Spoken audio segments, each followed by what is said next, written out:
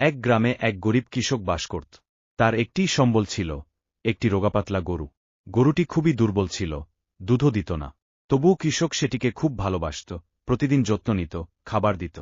গ্রামের ধনী লোকেরা তাকে উপহাস করত, বলত, এই গরু দিয়ে তোর কি লাভ, বিক্রি করে দে। কিন্তু কৃষক বলত, এ আমার সঙ্গী, আমি কখনো ওকে ছাড়ব না। এক বছর গ্রামের চারদিকে প্রচণ্ড খরা পড়ল। অনেকের গরুমহিষ খাবারের অভাবে মারা যেতে লাগল। কিন্তু কৃষক নিজের গরুটিকে যত্ন করে সামান্য খাবার জোগাড় করত। একদিন সে দেখতে পেল, গরুটি হঠাৎ করে খুব চঞ্চল হয়ে উঠেছে।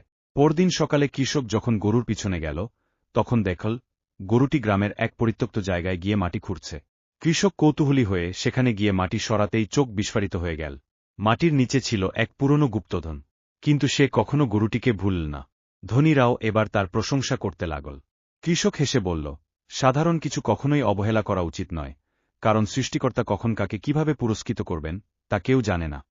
বিশ্বাস, ভালোবাসা আর ধৈর্য থাকলে ভাগ্য একদিন ঠিকই বদলে যায়।